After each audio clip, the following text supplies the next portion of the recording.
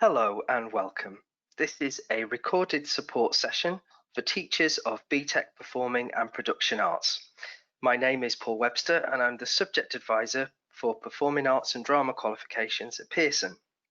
The purpose of this session is to provide you with support for teaching BTEC Performing Arts in the next academic year. This support session was recorded on the 8th of July 2020. As it currently stands, we're still awaiting confirmation from the DFE and Ofqual in regards to any changes that might be made to the requirements of the qualifications. When information is released by them, we will be in touch to provide you with the guidance you need to move forward. With this in mind, the information I'm going to give you now is based on the assumption that the requirement for the assessments of the units and components will remain basically the same. We will share with you any new developments and guidance as soon as we can. We put information on our website on all pages in the top right-hand corner labelled COVID-19 update. Plus we share information through email updates on our communities page and the subject page for drama and performing arts, and through social media such as Facebook and Twitter. The purpose of the session is not to offer training, but to share ideas that performing arts teachers may use to approach the new challenges of developing skills, creating performance material, collaborating in groups, and performing, designing for a live audience, all whilst maintaining the social distancing and hygiene guidance and rules as set out by the government, DFE, and your individual school leaders. Let's recap where we are and what is now happening. As we know, external assessments for BTEC were cancelled for this year, and centres were required to submit actual and estimated unit grades to us for units registered on BTEC courses. Last week, Ofqual released details of a consultation for general qualifications with proposals for the next academic year. They also released information on the latest news about vocational qualifications too. In a nutshell, the process is a lot more convoluted than for GQ, and the message is that awarding organisations are working with Ofqual to determine if any changes will be made to specification requirements.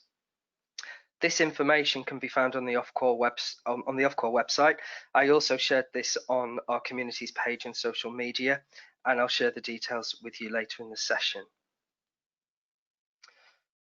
Unit and component results will be available from the end of July onwards. Results days for qualification results and external assessments will be released for students on the 13th of August for level 3 BTECs and 20th of August for level 2. But as teachers, you will get them the day before, so the 12th and the 19th for you. In the next academic year, we can and have made some adjustments to some internal units, components and modules, which we'll look at shortly. We'll also look at how units and components can be delivered and assessed. In regard to externally assessed units and components, decisions about externally assessed units are still underway, and we'll let you know this as soon as we can. It may be that the requirements for these units don't change, and we must find ways to make them possible. Work as best as possible. So this could be through guidance, through the relaxing of some of the group size rules, the timings involved, or potentially the submission dates. Our aim is to try to ensure that students don't miss out on practical work wherever possible. In this session, we'll be looking at a blended learning approach, i.e. remote and social distance teaching, learning and assessment. As you know, the guidance for centres is changing all the time, and your centre will have provided you with some guidance at this point, but things may change again, and therefore we're providing this guidance to ensure that all bases are covered. We'll delve into the requirements for internal unit and components and provide some suggestions on how you might approach working with your students. We'll have some suggested resources you might want to refer to, and we'll end by sharing the ways in which you can contact us for further support.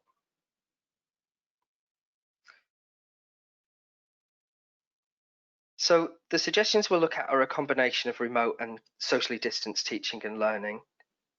And it may be necessary to adopt this approach to ensure that students can meet the requirements of the qualification they're studying.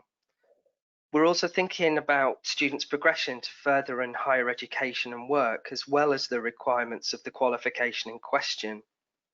How best can we support students with fundamental requirements for performing arts and production arts? For example, working with others in the circumstances that they're going to be in next year.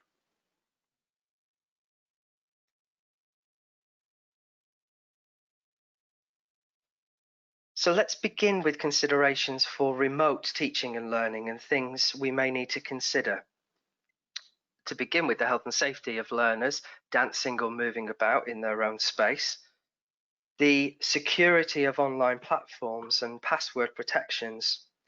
There are some centres who won't allow teachers and students to use online platforms like Zoom or MS Teams, and we'll cover that in a moment. In terms of a structure to work in this way, well, one idea is to do short lectures and presentations that can be shared remotely with set tasks for learners to complete independently offline. Learners then share their progress either via email or through an online platform. There are already a lot of you doing this, and we just really want to ensure that you're aware of the options available. Where access to IT or the internet is an issue for learners, you may wish to consider the following: burning DVDs or uploading to USBs or memory cards the required footage for the learners to access. Feedback could be provided verbally by phone or socially distanced one-to-ones at your centre. Hard copies of written work could be brought into the centre on arranged days, times, depending on the structured openings that you're working to. And the possibility of sharing professional repertoire, considering a share library for learners to access books or DVDs of work. Looking now at some ways of things that you're going to be teaching. So looking, for example, at specific disciplines and pathways now. We'll begin with technique classes in dance, but this guidance can also be applied to acting or musical theatre or design in terms of demonstration. But it could be that recording yourself or someone else demonstrating set technique phrases, vocal or movement exercises, and releasing the videos to learners in stages as they develop. To deliver the classes, either use an online meeting room, or learners can be instructed to do the technique classes remotely using the videos. At milestone points, learners could video record themselves doing one or all of the exercises and share this footage with you to enable monitoring and feedback. Reviewing online or shared footage and providing formalized feedback and targets for improvement is one way in which you could consider this. And targets could be set through discussion and or through one-to-ones, by phone or through an online platform.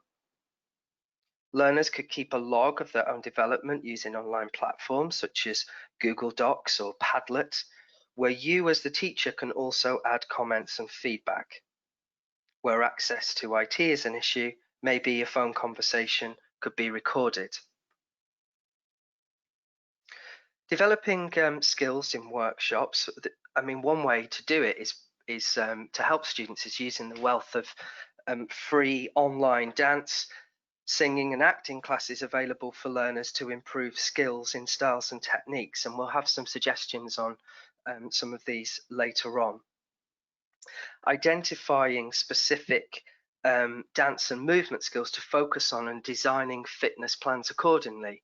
For example, core work, stamina, strength, agility and flexibility are all skills that can be developed remotely. It could be identifying specific vocal skills to focus on and designing vocal warm-ups that will help the student with the particular areas that they need support with. In terms of general learning and rehearsing and performing across the different disciplines, there are a number of things that you might want to consider. So, for example, providing access to video recorded demonstrations of a dance routine or deliver it online. Consider solo work or turn an ensemble piece into a solo piece. So, for example, you could use You Can't Stop the Beat from Hairspray or Cool from West Side Story. Performances can be done remotely to camera. Rehearsals can be video recorded and shared with the teacher from the student, from the learner.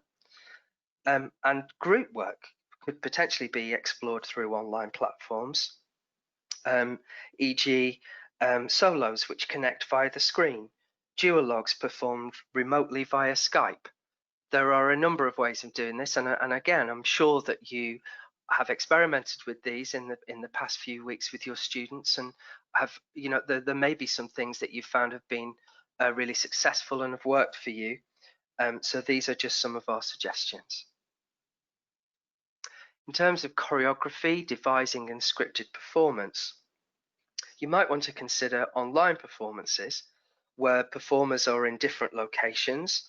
So either they're socially distanced or they're working away remotely, but are projected onto one screen. You might want to consider dance or acting on camera projects where the learners can record sections remotely or socially distanced and contribute as a group throughout the planning, rehearsing, and editing to create a final piece. For dance, you might want to provide motifs through online demonstrations or videos for learners to develop and then share. Explorations of themes and response to theme or text can be conducted through online activities. It could be setting a task, such as finding an object in the house and using it to spark ideas and develop a motif or character. Activities where learners work together online to create short dance or movement routines in response to an idea. And developing an understanding of how work is structured by watching the work of other choreographers or practitioners and identifying the techniques that are evident. For dance improvisation, teaching improvisation remotely depends on the maturity of the group. For inexperienced learners, provide a stimulus for movement, then allow the learner to explore it offline. Maybe host an online discussion on what they felt whilst improvising. For experienced learners, you could teach improvisation through an online platform and provide imagery to instigate movement, which will allow learners to explore. Obviously, one needs to consider the safety within the space that they're working. And as it currently stands, it's imperative that you avoid contact improvisation and instead look at proxemics and relationships. For healthy dancer and anatomy, it could be done through online lectures, discussions, and demonstrations. Accessing the free fitness classes to support exploring different types of fitness could be one thing that could be incredibly useful for your students. And independently devising fitness plans with learners capturing their own progress. Analysis of existing repertoire is a requirement in a number of our qualifications. So in component 1 of the Tech Award or unit 1 of the 2016 nationals, and there is a lot of professional work that is available online, the majority of it for free. You might want to consider online lectures, discussions, and independent research, and maybe consider, which I'm sure that you're doing if you're doing this already, but sending questions for learners to think about as they're watching the works. For example, how is the theme of X presented in this piece? Or do you think that the purpose of the work is clear, and why not? And that they can give some examples. In regards to warm-ups and preparatory exercises for practical work, it's important to select exercises and activities that can be conducted on the spot or in a limited space. Walks and/or runs can be planned for learners to do independently outside of the online session. And here are some examples of possible movement or dance exercises that you might want to try with your students, from sun salutations and static stretches, aerobic activities, dynamic stretching, core work that they can do, and any exercise that is specific to the particular dance style or movement piece that they're going to be working on.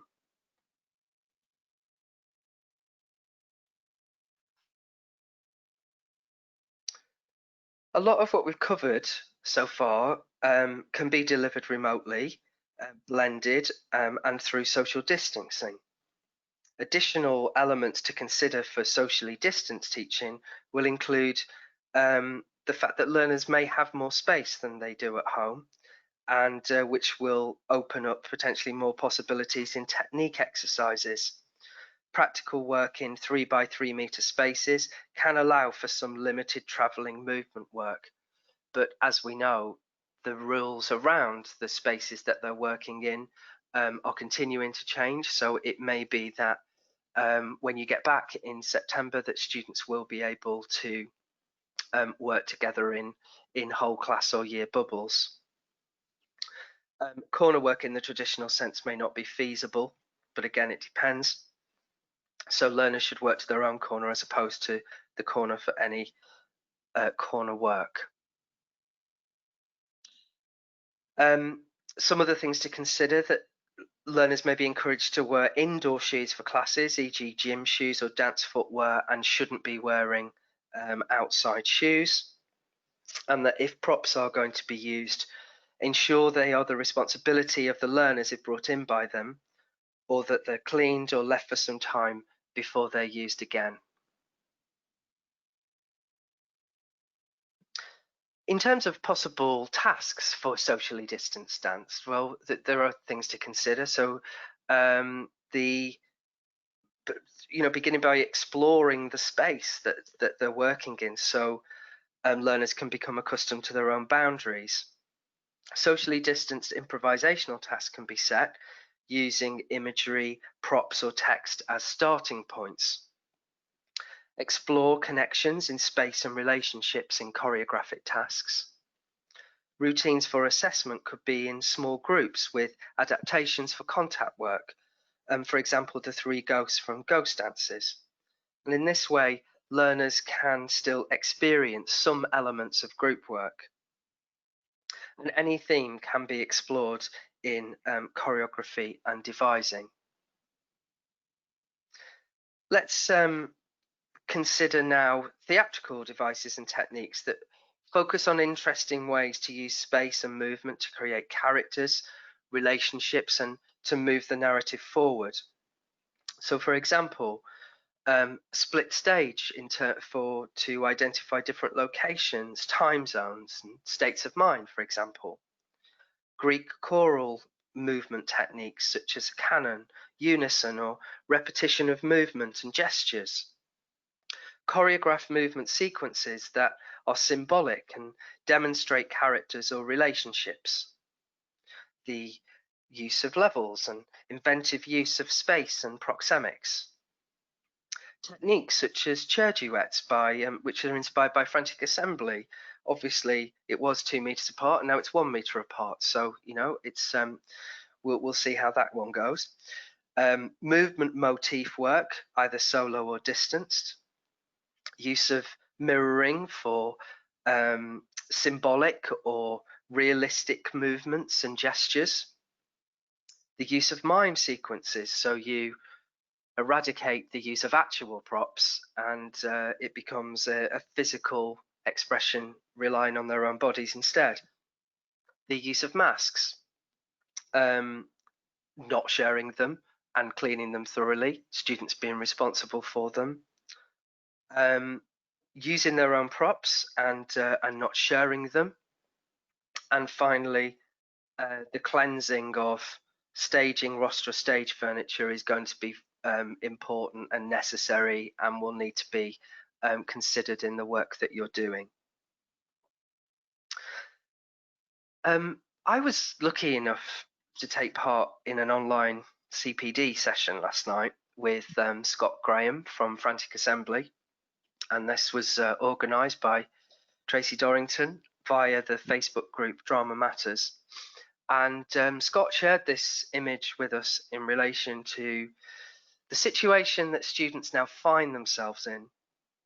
And as we can see, there are parts of this image that are missing, and it relates to the missing parts of what it's going to be like for students who are now going to be working together. You know, the missing parts where they can have physical contacts, the connections we take for granted, and potentially the emotional and psychological damage that's been done during this period.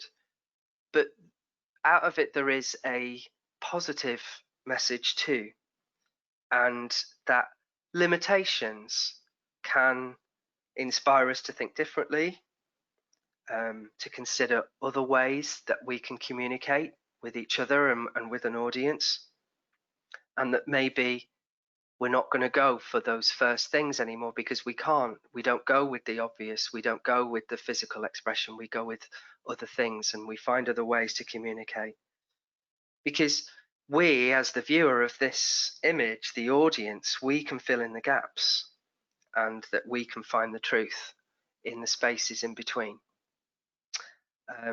It was pretty inspiring stuff from Scott, and I absolutely love that image. So I hope that it inspires you too. One thing to consider is the integration of assignments. And what this means is that you're basically creating integrated assignment briefs if timetables or the amount of time that you get to spend with the students is reduced, but there aren't any necessary major wholesale changes to the requirements of the specification. An integrated assignment is combining the requirements of more than one unit or component into one assignment brief. You would need to select appropriate units, components, or modules to use. If you're doing the performing arts or production arts practice courses, this is going to be really straightforward, as the qualifications have been developed to encourage this practice. But within the TEC Award, the FIRST, the Nationals, these opportunities are there, and I'm sure that if you've taught any of these qualifications before, you'll know that there is some sense of repetition amongst as to how a unit is constructed, which because they all tend to follow a very similar pattern, especially in the optional units. So if you were to think about this, the tasks should be written to allow the learners to generate evidence relevant to the targeted criteria. So for example, it might be learning aim A and the associated criteria from 2 units, and they both require learners to demonstrate knowledge and research. Or it might be the learning aims and criteria from 2 units or from even 3 units that assess performance, and that when you compare the 2 units, it's like, oh yeah, they are really similar in what they're asking the students to do. So you'll need to ensure that if you are going to go down this road, that each discrete unit requirement is met when writing the integrated assignment. And there are lots of units that will allow this to happen quite naturally. On our website, we've got some examples of integrated assignment briefs for the 2016 Nationals. And if you have a look at them, you'll be able to see that Unit 2, for example, which is the development of skills and techniques for performance, can be combined with optional units. Units 4 and 6 as well on the Nationals can also work well with optional units. In the TEC Award, it's possible to integrate components 1 and 2. In the first award, it's possible to integrate the skills unit, so any of those between 3 and 7, with Unit 2 or with optional units. So as well as having a look at our examples on the website, we've got an assignment check-in service as well if you wanted to submit your ideas. In order to access it, you have to raise a case through our portal and then you will get some feedback from one of the senior standards verifiers. For production arts, our production arts qualifications allow a range of specialisms and skill sets to be assessed. Costume, set, makeup, lighting, sound, stage, and event management will all require a slightly different approach and focus that might normally be delivered within a centre. It is possible that large-scale musical, dance, and acting productions may not be available this forthcoming academic year for production arts learners to work on. So most pathways will require an innovative approach to how learners can be engaged and assessed. For set and costume, the research and design aspects of units and modules might be taught via blended learning, both outside and inside the centre. Learners could use JPEGs of their sketchbooks and designs so that they could be sent digitally to tutors for comment and feedback during the teaching and learning part of the delivery of the units. Teachers could also make use of online conferencing to enable learners to showcase their design and costume, props, set, construction work. Set, props and costumes should be able to be made in the centre if the workshops have appropriate space for social distancing and any equipment is regularly disinfected in line with your risk assessment policies within your centre. For example, this might include disinfecting shared machinery before and after use. And it's suggested that personal tools are not to be shared. For costumes and props, learners could use members of their household or bubble to wear or handle the made costume and prop. If risk assessment allows, it may be that the performers are able to wear the costumes or handle the prop. If this is the case, then all due diligence should be made to ensure that the costume is handed over in garment bags and any accessories are encased in polythene bags to minimise any risk of cross-contamination. Learners and performers should be in possession of any necessary PPE. The makeup pathway will require a lot of attention to detail and hygiene requirements. Assessors should ensure that all hygiene regulations are adhered to by the learner. This may be that all equipment is disinfected regularly and after use, and equipment touching the face or body should only be in use for one person and then bagged up after use to ensure that it's not used by anybody else. Makeup learners should also be aware that the use of brushes into makeup is not hygienic, and therefore there should be individual makeup sets for different performers. Learners also using PPE when applying makeup to others or styling hair. This may be that they're required to use visors and masks. If learners cannot use performers to work on, then they could apply the makeup on a member of the household or bubble, or even apply it on themselves, as long as they ensure that adequate pictorial evidence is captured. This might be a video recording, it might be photos. It could also be annotated photos, perhaps taken in the mirror. It's suggested that tutors advise and signpost learners to watch YouTube videos of makeup artists who make their own videos. This would assist the learners to see not only how they can evidence their makeup designs, but also what works well in showcasing their skills on video. In the technical pathways, the main issue will be around the use of shared equipment and hygiene and the social distancing that will be required. The technical pathways require learners to work on shared equipment a lot of the time, and that will obviously be down to your centre in terms of risk assessments, etc. Work areas around sound and lighting desks should be safely distanced. Increased space afforded between workbenches and crew members. Don't share tools. Ensuring things are cleaned. All communal areas are sanitised before and after use.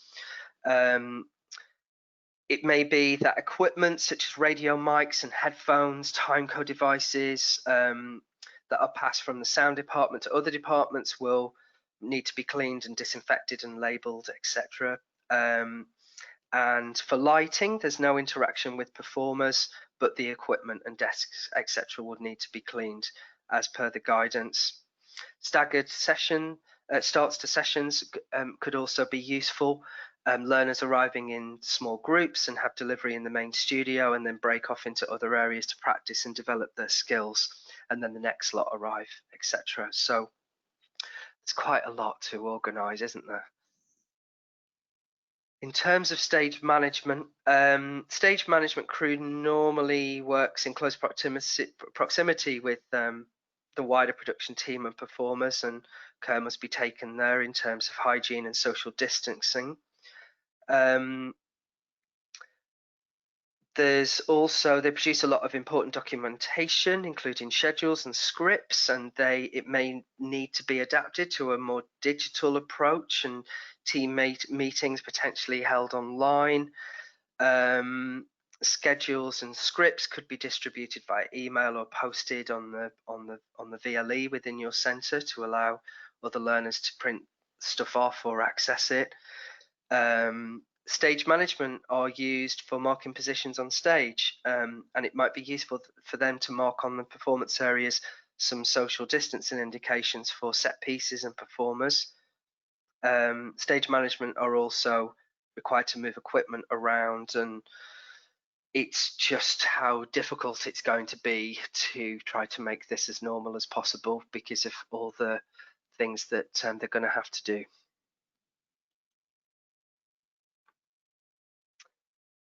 So with all that kind of guidance in mind, here's some ideas now for internally assessed units and components and how you might approach them.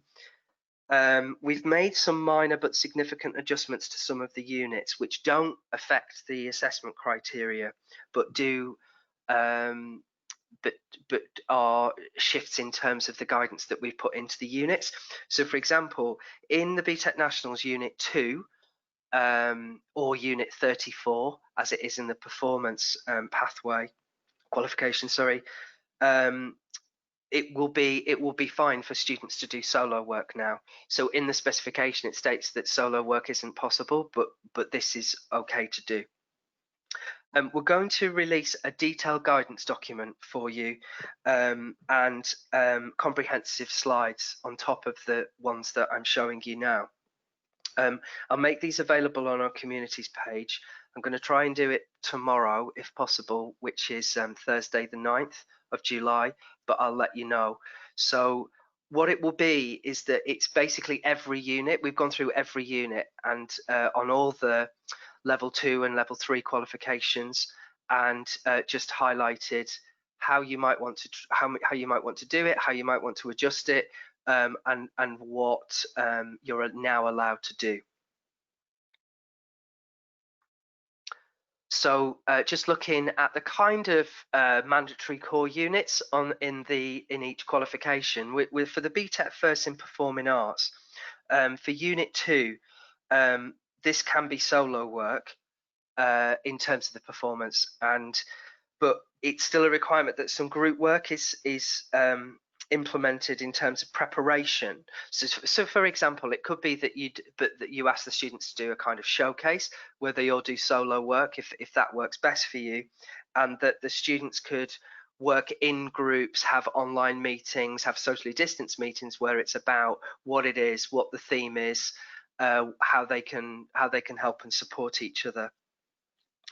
For the skills units, which are units 3 to 7, the development and technique work could be led by the teacher online or through a series of recordings that students access at home.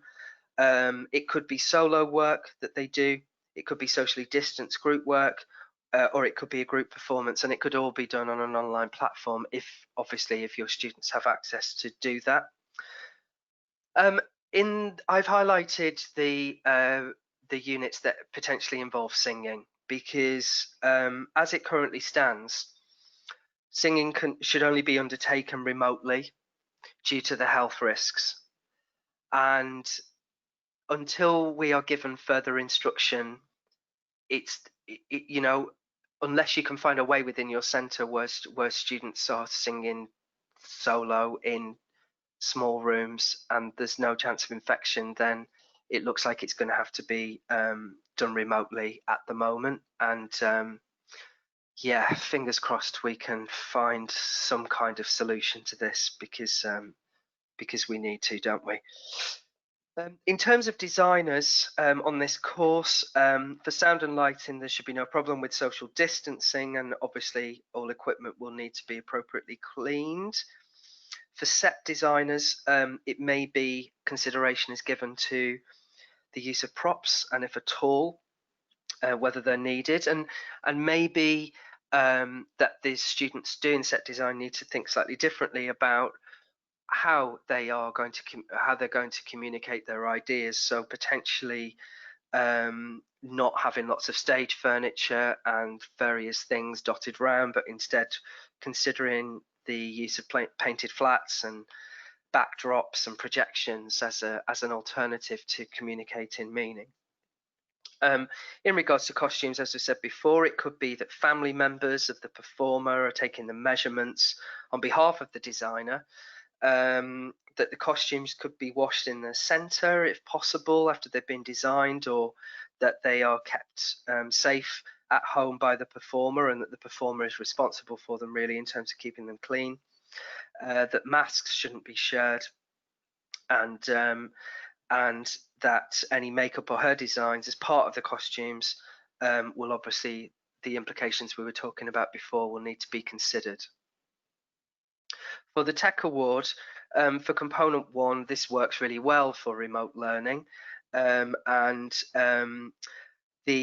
any practical exploration could be remote or socially distanced. For component 2, this can be solo work, or it could be a group piece performed with all the solo pieces stitched together.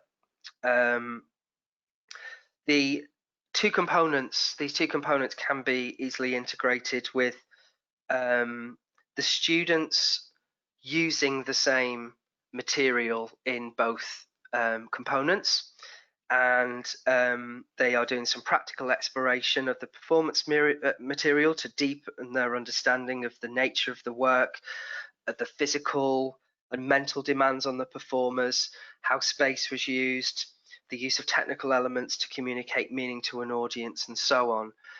There are lots of centres who already do this in terms of integrating the two together.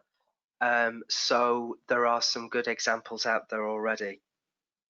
In terms of design, students can work alone or with other students, and the design should be realised in part or whole. And the guidance that we've just gone through should be applied where appropriate to the specialism selected. In the 2016 Nationals in Performing Arts or in Performance, as I said before, for Unit 2 or Unit 34, solo work will be accepted, and the live performance could be a limited audience of just the teacher. There is also potentially the option around students recording the work themselves if remotely, but it would then just depend on, whether or not they could get into the centre, because it's obviously preferable for the teacher to be present when the work is being recorded. For Unit 4, Performing Arts in the Community, it may be that the students need to consider ways in which they can reach out to target audiences remotely, and it may be that the performance that they create is recorded and is then streamed for the particular community audience that they're focused on. For Unit 6, it might be worth considering leaving this assessment, which is what most people do anyway, because it emulates the old final major project that we had. But considering leaving this assessment towards the end of the course, when potentially the measures around social distancing, etc., have been reduced. And in terms of some of the optional units, so 8, 9, 10, 11, and 12, they could be solo performance work, socially distanced group work, or group performance online. As I said before, we have got guidance for every single unit, so I will share that with you as soon as I possibly can. For the QCF 2010 Level 3 Performing Arts, again, these are the kind of core units. So for Unit 1 Performance Workshop, They could be done online. They could be recorded or socially distanced performances that students could do. Both units 3 and 4 work really well for remote learning. So it's the kind of things that students could do. Because we also have to consider that in some centres, students might be all together, but they just don't, they have to sit at desks, which is highly depressing, but a reality for some, I think. So these types of units shouldn't necessarily be an issue in terms of the type of, in terms of the analysis and the research that they can be doing. Unit 5, rehearsing for performance, we will accept that the video footage of milestone rehearsals could include the learner's own independent rehearsals that they've done, either they've recorded whilst they're with you in the centre or that they've done on their own at home. And for Unit 7, performing to an audience, again, the audience could just be the teacher, which, I'm sure that you'll want to avoid, but it's just there as a kind of safety net. And you might want to consider that a performance on camera project would work too, as the audience is the camera. So that's another consideration if you wanted to go down that road. For the production arts, the QCF, in terms of these examples here, they're kind of the mandatory or the crossover units, the units that appear in more than one pathway. So live events may not be possible, and so the audience may need to be the video recording rather than the actual live audience. And evidence of setting up, if that's a requirement of the units that's being done, may need to be separate in some cases to the actual event to allow it to be carried out safely. Many of the foundations and techniques of practical work are able to be taught remotely through online sessions, tutorials and simulations, etc. And this might support smaller group work where learners work individually online while the teacher works with others in the group. For the new Performing Arts practice courses, for A1, performance work can be in studio or undertaken remotely. For A2, learners could collaborate at a distance to create a performance piece, which could be performed to the teacher as audience or online. And for A3, the performance again to a teacher, performed online, shared with the target audience, and it might be worth thinking about this happening a lot later in the academic year rather than immediately. And for the production arts practice for all modules, again, it's the same approach can be applied as with the information I just gave you around the 2010 Production Arts Nationals. Here are some ideas of resources available online to help support you with teaching and assessment.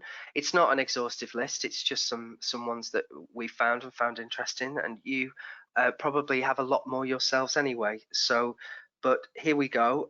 Many dance organisations, companies have social media accounts which have been regularly updated throughout the past 12 weeks or 14 weeks now, I think it is, as they engage with the audiences. And this is where you can find a lot of links to streamed performances. These ones here you can find on Facebook. A lot of these companies have their own websites, use a variety of different social media platforms. The first one is One Dance UK, and they're the main dance association. They represent professional artists, organisation and young people interested in dance. They are going to be doing weekly sessions. If you are not aware of this, they're going to be doing some online sessions in exactly what we're doing now, which is looking at ways in which you can dance safely. So if you want to participate in those, have a search for One Dance UK either on Twitter or Facebook or online. Martha Graham Dance runs classes, fun classes for all levels and abilities on a Saturday. The Place provide links to stream performances, and they've got some really good stuff there, uploading undergraduate and postgraduate dance on camera. Ballet Black have streaming film performances and provide guidance on how to support Black Lives Matter through dance. Ballet Boys, there are links to classes by Sean Flanagan, and these are happening all the time, so you can check those out if you're not aware of those already. Akran Khan, there are daily ballet classes. The Royal Academy of Dance provides ballet videos and tutorials for young people to access at home. Romba stream live classes with undergraduates, so for example, improvisation classes with third years. Corey Baker Dance have got various things going on, such as Spaghetti Junction, which is an example of dance on camera. Motion House have got the Who Are You project, asking young people to send artistic contributions in response to what's been going on. And yeah, they've got lots of really good stuff. I have put Romba again, but this is slightly different because it's not the school, so they've got various online festivals and behind the scenes video playlist. And the James Cousins Dance Company creative task for exploring dance on camera, video demonstrations teaching sections of repertoire. So you may be aware of all of those, but if you aren't, you can check them out and give them a go. For drama and theatre, there's two national associations. There's Open Drama UK and there are National Drama. They both provide guidance for drama teachers. They have opportunities to share ideas. They do lots of networking. They do online support.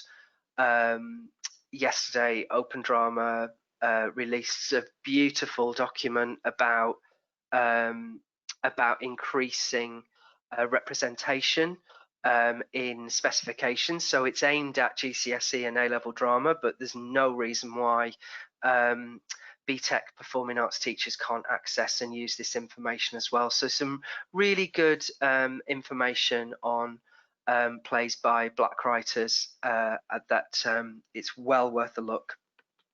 The National Theatre, I'm sure you're all aware, release a free recorded production from their archive every Thursday. Unfortunately, we're nearly coming to the end of it now, and I assume that they will start to charge, which I don't necessarily think is a bad thing. But for those ones that have been on so far, it's been absolutely incredible. I mean, there's such brilliant productions on, and I feel that they've got better as they've gone on, as they delve a little deeper into their archive and start to find some things which weren't necessarily that accessible in the first place. Frantic Assembly have tons of free resources and educational packs. They do regular podcasts as well, which are really good and provide a lot of lovely guidance for both teachers and students. Spy Monkey are a crazy clown company. You may have heard of them. They release a free recording from their archive every week. Act On It are a not-for-profit organisation who use drama-based workshops to improve the lives of others, and they did a project recently which was about online monologues, where they worked with a group of young people who wrote the monologues, and then Act On It got youth theatre students and undergraduates to perform the work, and it's really lovely. So if you're interested, you can have a look at that, because it's some really good examples of young people performing on camera. We're all aware of digital theatre. I'm sure that you have to pay for it, but they do have some fantastic resources on their system. Splendid Theatre are a epic theatre-based company who providing Brechtian work and approaches for 21st century audiences. They've been doing lots of stuff recently online that you can sign up to. guidance on political theatre, guidance on devising through social distancing, etc. So if you're not aware of them, you don't know, you really need to check them out because they are brilliant. Nick Hearn Books are doing something at the moment where they send out a free copy of a play each week if you sign up, and these are lovely new plays by new young writers, and really worth signing up to. You can give feedback, you can take part in discussions and stuff, so that's really good to do. And finally, on the BBC Bite-sized GCSE drama, there's lots of examples of new plays. There's guidance on performing, on rehearsing, on devising, on understanding theatre roles. And I'm not going to say that I was the educational consultant on it again, because I'm sure you're all bored of me showing off about that. In terms of productions, here are some links for further reading and CPD courses on safety for production arts teams and crew in stage and screen. And these are all really useful in terms of just understanding what the latest guidance is, what the best working practices are. Let's look at the support that we offer you. That's me. That's my name and my job title and my face. I'm certainly not wearing a suit at the moment. That's the phone number that you can call. If you're most likely to get through to one of my colleagues who can provide general guidance, and Rima can actually give a lot more than general. But if you ask for me and I'm happy to talk to you. That's the email that you'll be able to get me on for the next couple of months before it disappears, so use it wisely. We have a group for BTEC Performing Arts on our community's platform. The way that you access it is you go onto the website, you go to contact us, which is at the top of the page. You select teachers, and then you'll see ask the community. You can ask questions on there, you can share ideas, and it's where I will post the recording of this along with the presentation slides and the guidance document that I was referring to. We have a Facebook group called BTEC Performing Arts Sharing Best Practice. Myself and Sally Dewars, who is the senior SV for acting and musical theatre, we administer the group. And it's a great place for sharing ideas and getting answers if you don't know about it already. And finally, I'm on Twitter, Pearson Perf Arts. So I hope you found this useful. Please get in touch if you've got further questions or you'd like to share any ideas and approaches with us. Thank you for listening. Until next time, good luck with everything. Take care of yourselves. Thank you very much. Bye-bye.